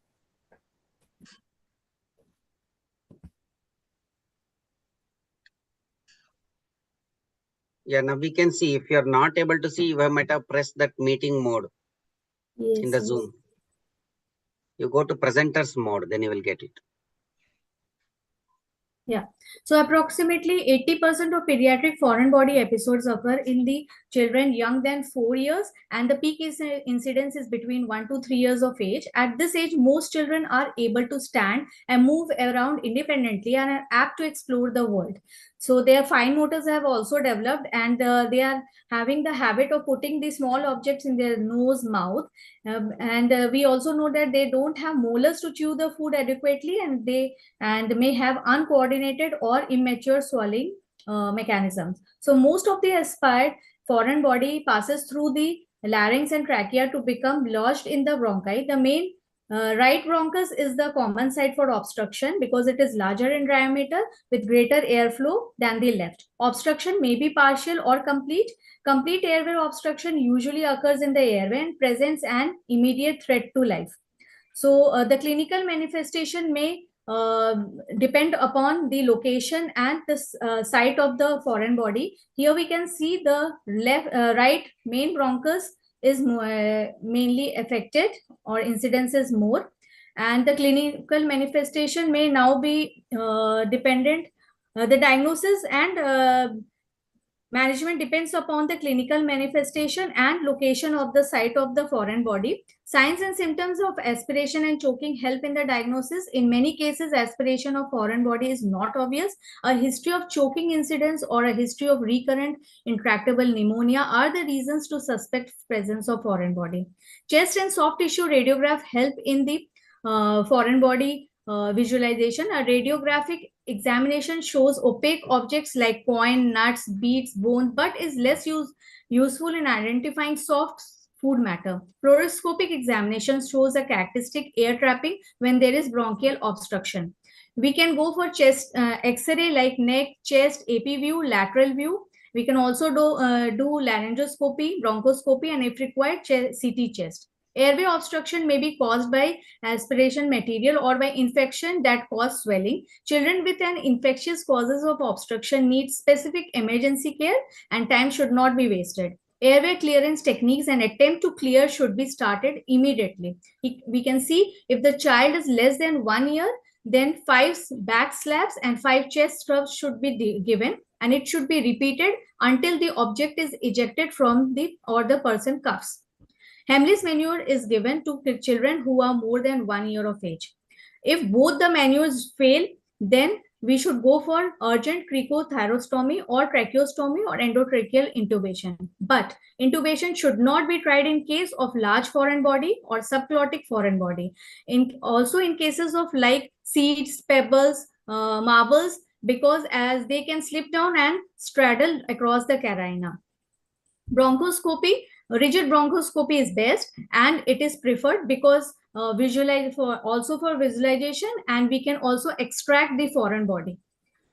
In case the distal chronic bronchial foreign body, which is not removable with bronchoscopy, then we can go for thoracotomy or lobectomy. Foreign body in nose, objects are put in the children's nose are usually soft like eraser, toys, clays. Sometimes these foreign body may enter the nose while the child is smelling the object. Clinical features of the foreign body in nose will be purulent, foul-smelling nasal discharge from one nostril, and if it is staying there for a long time, there will be formation of a stone which is known as rhinolith. There will be pain, swelling in the nose, also wheezing and respiratory obstruction. The nose is, we can simply examine the nose by simply lifting the tip of the nose with the thumb. Nasal speculum can also be used for examining the nasal cavity. For easy visualize non-spherical, non-viewable objects, mostly preferred is direct instrumentation. If the object is poorly visualized or spherical or cannot be successfully removed by direct instrumentation, balloon catheter removal is the preferred method. Large occlusive nasal foreign body may be removed by either positive pressure technique or under general anesthesia. So here we can see there is a flow chart guiding us how to manage the foreign body aspiration in the respiratory tract. And we have already discussed this. So the summary is immediate assessment, evaluate the child current status quickly. First look for the ABC and stabilization of the child. Radiographic evaluation, obtain necessary imaging studies promptly. Quick diagnosis is essential for treatment effectiveness. Intervention strategies, choose the best method for removal and ensure patient safety during the procedure. Aftercare instructions, monitoring is critical to prevent complications after removal. Provide clear guidelines for follow-up care to the parents. Thank you. Thank you, Neha ma'am. Over to you, Subbu sir, for expert comments. Neha, I think you have also done wonderfully. So you can also come to our college and, you can start teaching our children. That's one. And it was very lucid. And, you could understand very well that you are the last speaker and how, you were crisp and simple in the presentation. And there has to be some compliments for a speaker who manages the time as well. I'm a very poor manager of time, but therefore I compliment you and salam and the way you have presented. Excellent. Now I'll go to the foreign bodies. For being an expert, I have to tell you 2-3 every one of us can share some experience of foreign body. But the problem is somebody's experience is my experience. That is the biggest problem. Now, therefore, what I always tell a pediatrician is foreign body can be differential diagnosis of any respiratory disease. It can be differential diagnosis of cold. It can be differential diagnosis of headache. It can be differential diagnosis of ear pain, sinus pain. It can be differential diagnosis of throat pain. It can be differential diagnosis of stridor. It can be differential diagnosis of cough, breathlessness, wheeze, and it can be differential diagnosis of pleural effusion on an X-ray. Please remember, sometimes you have mistaken. Sometimes there is a diaphragmatic hernia and people have punctured and put a chest tube to drain and only to get the stomach fluid. So many things have happened in practice and have not thought of foreign body. I will only tell you that when you think of foreign body is not there because you have thought of it. But when you don't think of foreign body is always there because you have not thought of it. I think this is the simplest message I can tell. So therefore, always you write down on your table where you are practicing, can it be foreign body somewhere, you know, in the ward or somewhere in the rounds. So daily, once in a month or once in 2 months, you will see that anywhere I have missed in any of these cases foreign body. Because it always lands up with another person. Oh my God, I did not get it. So this is one. I will share with you 2 experiences that will make the house, you know, little enlightened, or I would say sometimes humorous. There was one Ayurvedic practitioner whom I saw 15 years back who had cold for more than, whose child had cold for more than 3 months. And generally when the symptoms go more than 1 month, the people generally go for Ayurvedic than allopathic. Do you all agree on this point? Because those were the days they used to feel allopathy is over. 1 month तो उनको दिया है, अगले महीने से हम Ayurvedic चालू करेंगे. But that fellow, because he is Ayurvedic practitioner, he did not have trust in his own medicine. He came to me. Did you understand? This is just to, you know, keep the house light. And when I examined, you remember it was in 2006 and 7, I'm telling you. It is not when I was called a pulmonologist. I was a general pediatrician. But I had the habit of examining the nose. When I examined the nose, I found something yellowish. I just started pulling. It came like Draupadi Vastrabaharan. What was coming out was sponge of the sofa, which was torn, and then they could send me the pictures of the sofa. Child started poking into the sofa and start putting them into the nose.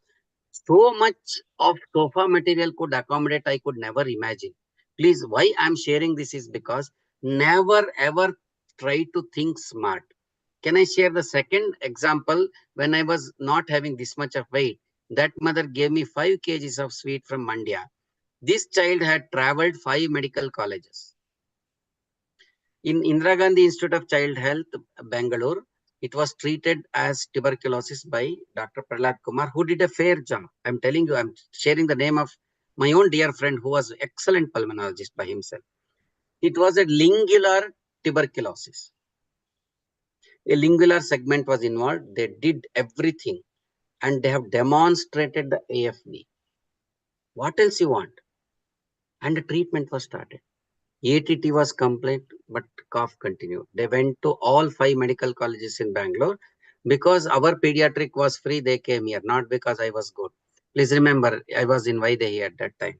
What happened was I started looking at, and you know, we did the bronchoscopy. It was turned out to be a foreign body in the lingula. How can we think that foreign body can be a friend of tuberculosis? Can you ever imagine? So therefore, my dear friends, these 2 examples only I'm sharing with you only because think of foreign body. If you think of foreign body, the rest is done. People are asking how to remove the foreign body. Don't remove the foreign body. There is no credit for anybody who is removing the foreign body. There is always a credit for the pediatrician who thinks for foreign body. Choking episodes can be present in 40 to 60% of the cases only.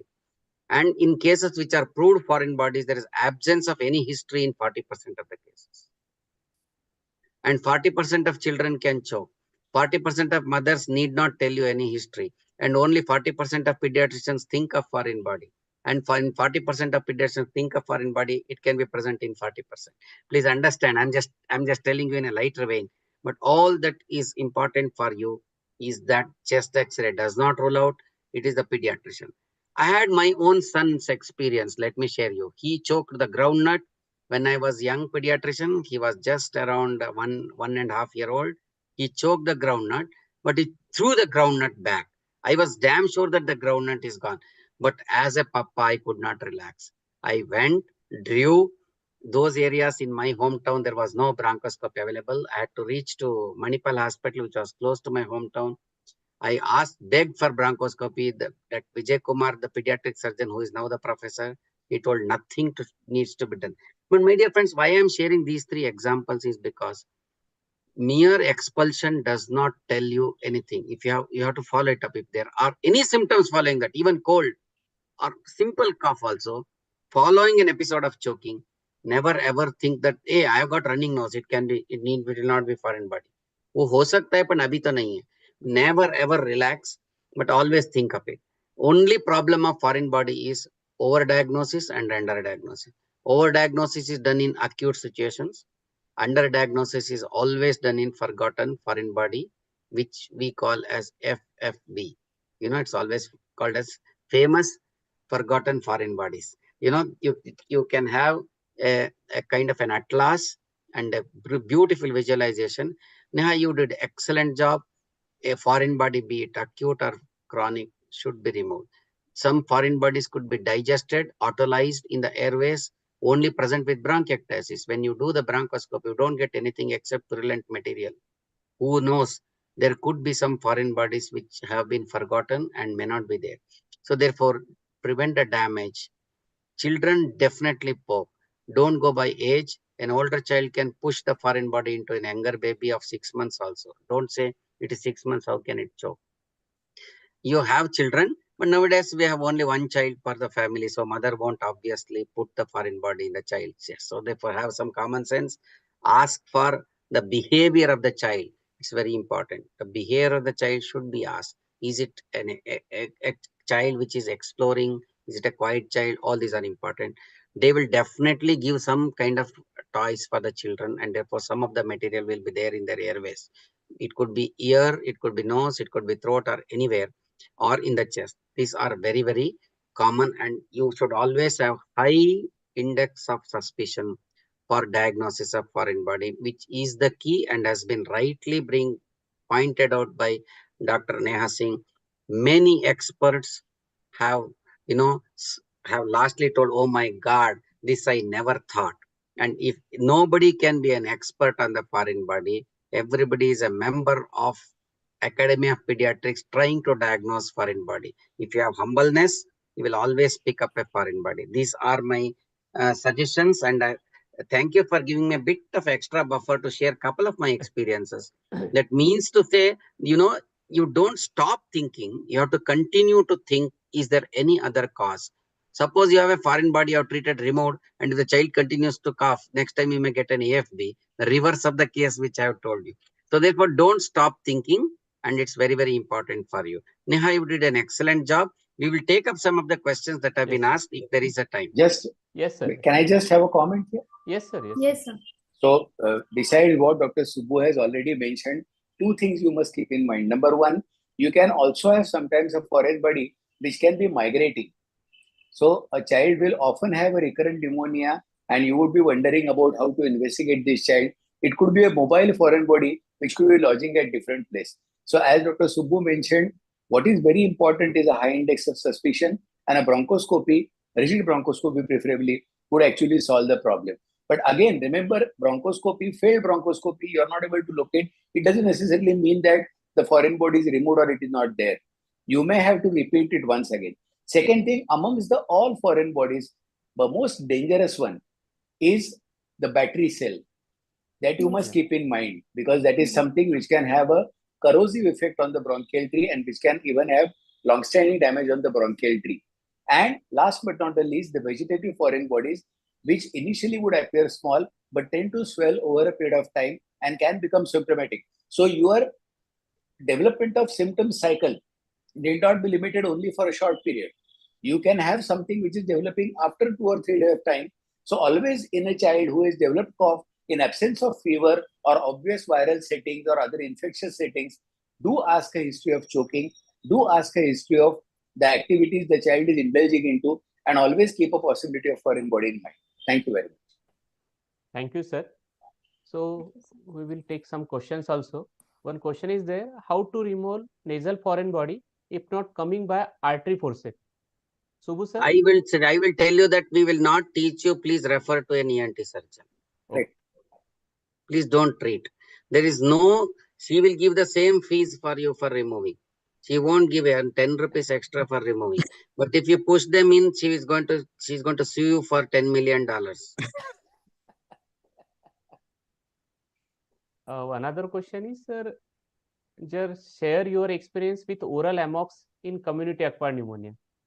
Joshi sir. So, as it has been proven by the various studies which are done all over the world, and if you look at the bacterial profile of the community acquired pneumonia, which are responsible for causing the disease in less than 5 years of age, most commonly what we talk of, there are three main bacteria. One is Pneumococcus, Streptococcus pneumoniae, you have H. influenzae, and you have Moraxella. Now, as you know, all have excellent sensitivity to amoxicillin. And mind you, when you are giving amoxicillin for an upper respiratory infection like a pharyngotonsillitis, your course is going to be longer. But for a pneumonia, even your course of 5 days is sufficient because it is highly effective. And luckily in India, as of now, there is no significant resistance to amoxicillin. Now, there was one question in the chat box also, what is the rationale of using 80 milligram per cc?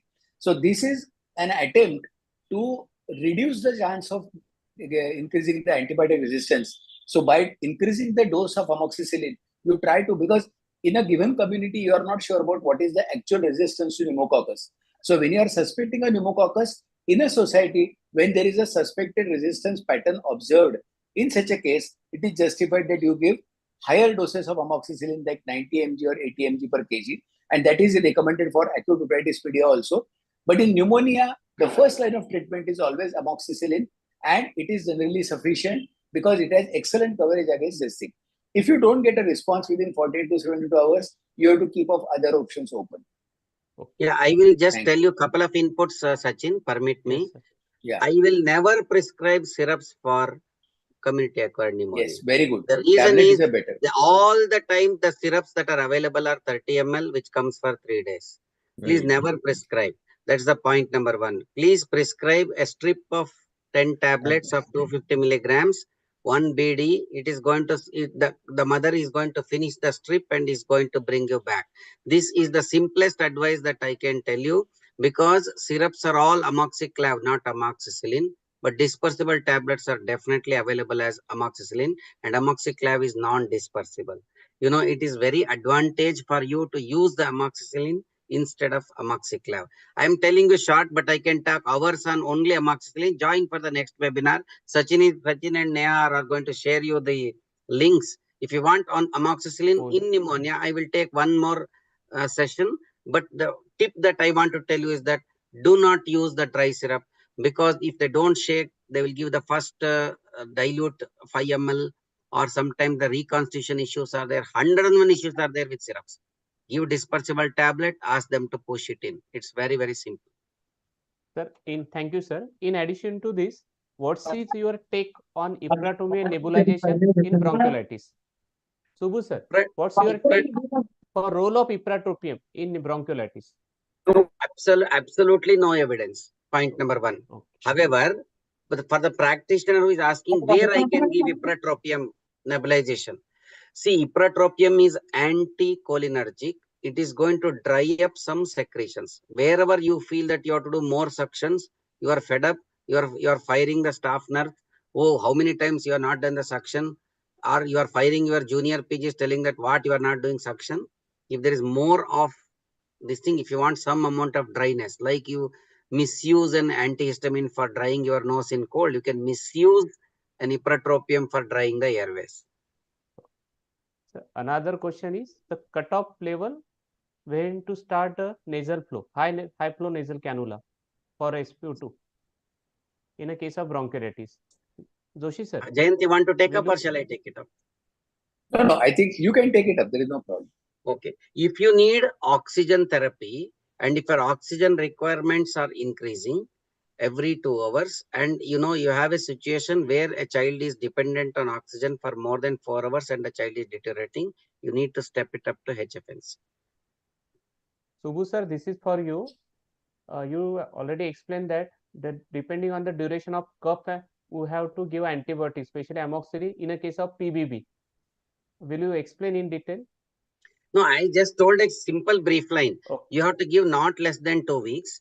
Okay. You can give for 4 weeks. You can give for 6 weeks. I think Dr. Patil did an excellent job in explaining that if you have a bronchoscopic evidence, you have to give for a prolonged period of time.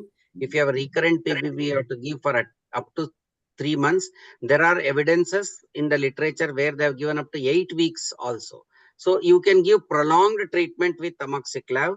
But remember that pre-treatment, what is the condition of the child? It is a freshly diagnosed PBB, or you think that the PBB must have been for longer duration, you understand? So you can make some amount of estimate of biofilm, a load, colonization load, bacterial load that is present, and make a rough gauge of duration of antibiotic therapy. I think I am very clear. Don't give less than 2 weeks. Generally, I would say you are happy by giving 4 weeks. Generally, you would have got PBB for 4 weeks. Give for 4 weeks.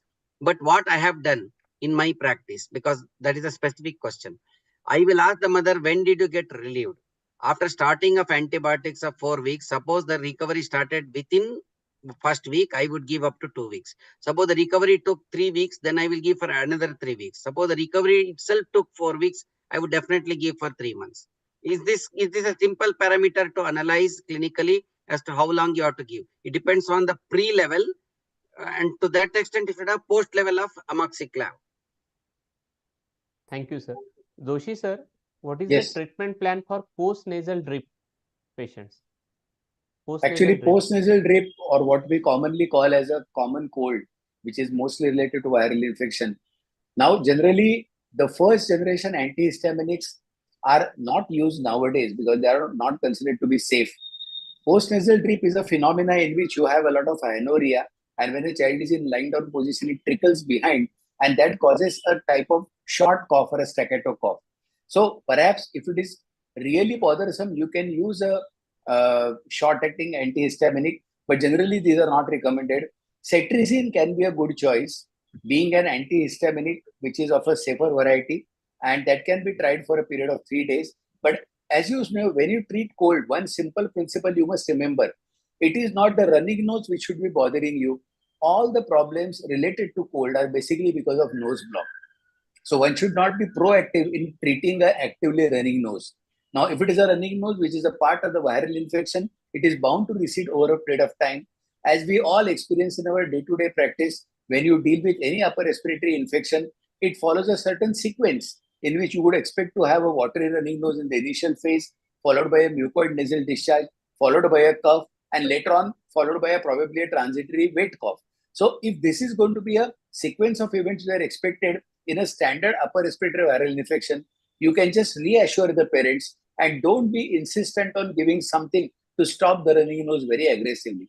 So if you can make sure that the child can have an open nose and the child nose block is removed, probably your treatment will be effective there itself. Yeah, I will just agree with all the points by Dr. Joshi. I will just add, for the benefit of those who have not asked the question, a post-nasal drip is interchangeably used in children and adults. In adults, sometimes it is also called as upper airway cough syndrome. Generally, this is when you have a post-nasal drip, there is absolutely, when you examine the child, you will see, you don't see the drip that is there in the internet picture. Sometimes it is just a throat that you would see, and you will see what is called as cobblestone pharynx. What is cobblestone pharynx is like if you are visiting some rivers where you have shallow water flowing and there are some pellets of rocks. I don't know, have you visited that? You know that there will be some similar situation on the throat where you will have some pellets of, that lymphoid follicles. In between that, there will be small dripping of the upper airway secretions that follows, which causes throat clearing cough. I think all of you have understood what it is. Yeah. Only there is no treatment for post-nasal drip. Please understand, in evidence-based medicine, with many people recommend many things, all are useless. Only thing is you can treat the cause of post-nasal drip.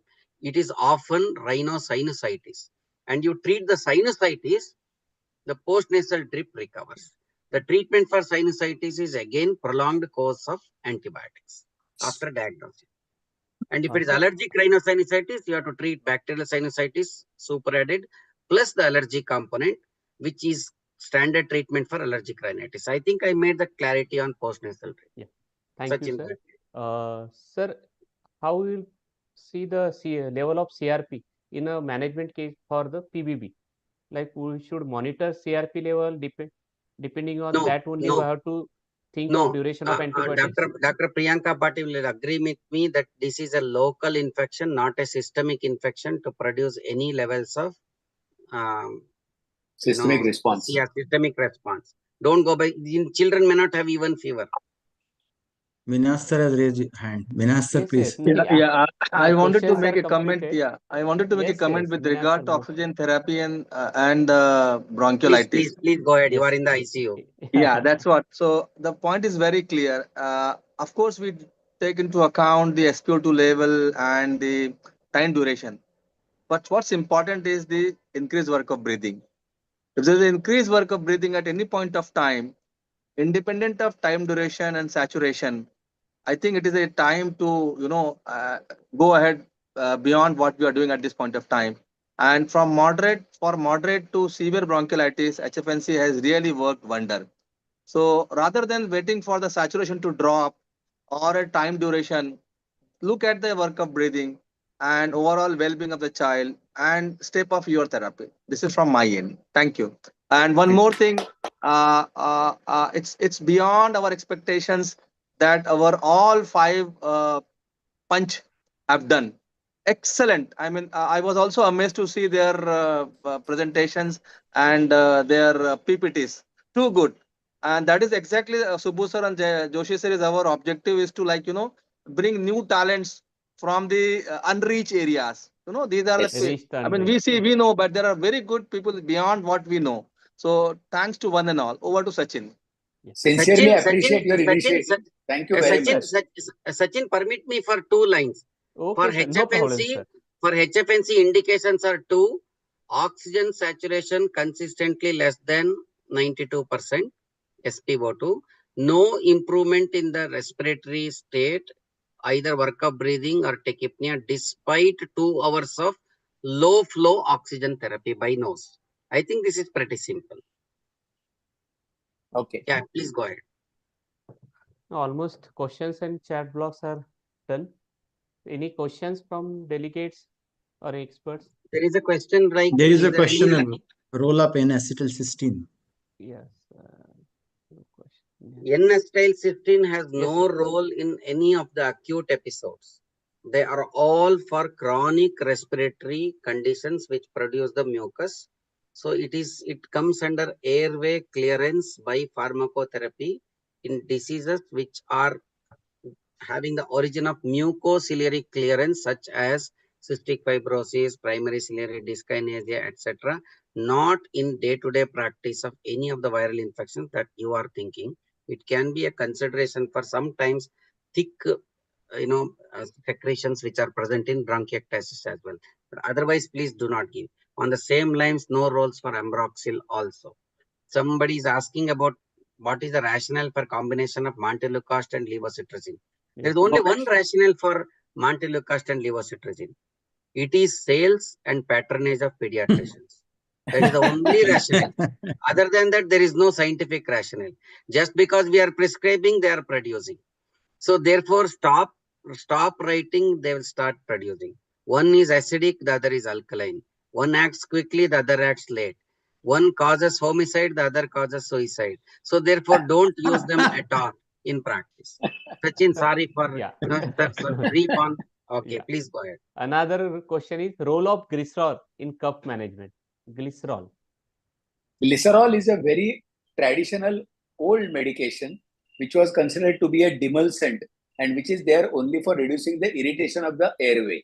But these are the treatments which are outdated now, Like how once upon a time we used to call giving that even your guaifenesin or the oldest cough syrup considered was the goicol, or which is called as guaifenesin, which is from the bark tree. So these are the ones which are in, if they consider their property, they are by nature expectorants. So they are there to stimulate the process of coughing and helping the patient to bring the cough out. Glycerol and all have these local therapies. They are locally acting medications, something like your sootheners, like how your honey works or something like that. So somebody was asking a question on levodoprozin in as a cough syrup. Useless. Next, all the cough syrups are useless. If you are coughing in conferences and CMEs, the treatment of cough syrup is available in the banquets. That's the only answer that I can tell you which can stop the cough. So therefore, don't go for any of the cough syrups. My point is, sir, are you not prescribing? So that is the only question. I am prescribing, but I'm not emphasizing 3.5 ml only, 2.3 ml only, as though it is going to do magic. Please stop emphasizing. Tell them that you keep this, but don't use. How do you give pocket money to your children? You will ask them to spend? No, keep it in your pocket. If you require, you use. Tell the mother it should be in your cupboard, but don't open it. She will. Many of my mothers have returned it fairly to the pharmacy to recover the money back. So it is pretty simple. Don't say no, I will not prescribe. They'll fight with you. Please have it in your cupboard. If the cough is more than 30 per day, open it. They will count. It will be 11 or 12. So they will not use. I think you can give some count based on whatever you have asked for. Give another 5 more. They will not use. Please remember, you can use your own tricks, but stop emphasizing on the cough syrup. That's the point. Sachin, back to you. Sir, authenticated homemade therapy, you can. Sachin? Yes, sir. You can Go ahead, suggest sir. any homemade therapy for cough, sir. Honey. Only plain honey. Honey, yeah. Honey in warm water. No, you can use, but then the mothers ask me, is it Dabur honey, non-Dabur honey? And again, you are commercialized. Please, my point is that even the honey is useless. Somebody has brought in honey to replace others. I don't know, all of you remember, we were prescribing antibiotics for diarrhea. We had the teaching of prescribing antibiotics, norfloxacin, metronidazole in those days. Till they said that, you can give some kind of therapy, either a probiotic or some kind of zinc. Till that zinc prescription came, we never discontinued the antibiotic. The pediatrician's problem is they want to prescribe something. I have to discover something like vitamin D, which can be given, which is useful and useless. Something like that, then the itching of prescribing will stop. The problem is they want something, not a blank paper to be given for a mother who comes with URTI. I think, Sachin, you should find some solution. You are the busiest practitioner in Maharashtra. Find out some reason. It's a psychological reason that you need to find out. The teaching is there to write something. No, it's a two-way process, Dr. Subramania. Even the parents would expect you to write something. Yeah, that's it. It's a mutual process. And the second thing is the pharmacy besides me also belongs to me. Then there is a vested interest. Conflict of interest. Now it's So I 11 think- o'clock, sir. Yeah. I think Thank not you. many questions will be there, but definitely Subbu sir and Joshi sir will happy. Will they share? I will share their number, and if any Yes. delegate is having any queries, sir will easily answer that question on personally. Real So- academic Valentine is celebrated today with the Yes. two experts, Dr. Subbu sir And once Jayan again, Joshi thank sir. you very much, MAHAIP. Thank you, Dr. Amol. Thank you, Dr. Sanjay Pakmode sir, Dr. Yes, sir. Sanjay Deshmukh, and Dr. Sachin and Dr. Minas. This is an excellent initiative. Not only because you are able to cover so many topics, but you are making new speakers from Maharashtra, and that is going to add to our faculty list further. So congratulations, Thank you. and thank you very much for inviting us for this lovely inaugural interaction. Great pleasure to be with my dear friend Dr. Subbu once again, and thank you very much. Good night. Bye. Dr. Samruddhi Vasnik, ma'am, Yes, sir. please over to you. Please vote Let of me thanks on congratulate behalf of Samruddhi MAHAIP. also for very well conducting the today's session. Thank you, sir. Thank you. I must Yeah, say this was the most ventilating CME of the academic Valentine Day. And it is both an honor and a privilege to deliver vote of thanks on behalf of the organizing committee of MAHAIP, also the MAHAIP Women's Committee for today's inaugural episode of Friday Ka Punch by MAHAIP ke Sang. for his astounding success. My heartfelt gratitude extends to our respected dynamic President of MAHAIP, Dr. Sanjay Pakmode sir, and Secretary Dr. Amol sir, on behalf of the Women's Committee, MAHAIP, for gracing this occasion, for their perpetual support in organizing such an enriching program and giving opportunity to the speakers from all over Maharashtra to present on such an esteemed platform. We are incredibly fortunate to have our esteemed expert panel, Dr. N.K. Subramaniam sir and Dr. Jayan Joshi sir, for gracious presence, for being the guiding force to our speakers, and for all the audience for providing your expertise in compiling all the take-home messages for us in such an precise and expert way. Thank you, sir. We both have been extremely instrumental in its astounding success of today's academic webinar. Most Send importantly, me the phone numbers of all the speakers. We will give them appointment letters in our college. They have been so nice. And let me congratulate Sachin and Harshal also as Please, moderator. Mid of the Samruddhi, vote you of can thanks, go sir. ahead. She Later had some more complete, people sir. to thank. Yes. Importantly, I later. would like, sorry, sir, I would proceed. I would like to take this opportunity to express my deep appreciation and for the hard work and excellent execution of today's program to our moderators, Dr. Sachin Patil sir and Dr. Harshal Wagh sir.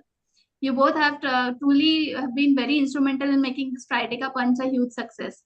Furthermore, I would like to congratulate our young and dynamic speakers, Dr. Shailesh Vandile from Wardha, Dr. Piyush Ranbor sir from Malegaon, Dr. Sachin Jetlia sir from Beed, Dr. Priyanka Patil ma'am from Sangli, and Dr. Neha Singh ma'am from Raigad. For the beautiful presentations, which were very apt and precise, we wish to see such promising advancements in the future as well. I would like to extend my warm thank you to MAHAIP convener, Dr. Sanjay Deshmukh sir, scientific chairman, Dr. Meena Sheikh sir, for their gracious presence and for coordinating with our MMC observer, Dr. Suhas Patil sir, for accreditation of today's webinar. As Helen Keller's quotes, that alone we can do so little and together we can move mountains. So my big heartful thanks reaches out to the organizing team, the whole and each and every member of the National EB members, our editor, Dr. Pranoti Jadhav madam, Dr. Jayashree madam, all the respected seniors, colleagues, technical team, Pallavi madam, especially for seamless running all throughout the webinar, and most importantly, the wonderful audience for their patient listening and for joining in huge numbers that we have reached almost 300 today. Yes. Kudos to all the people who have joined today's event in spite of being on the Valentine's evening. As Benjamin Franklin says, an investment in learning and knowledge pays the best interest. So here's with the ending note, keep on investing smartly. Till then, we meet again with yet another powerful punch of the Friday next month. So take good care of yourself and good care of your patients and spend some quality time with your loved ones today, this evening. So good night, Dr. Samruddhi. We already have quality time with our beloved. Great. Thank you. Good.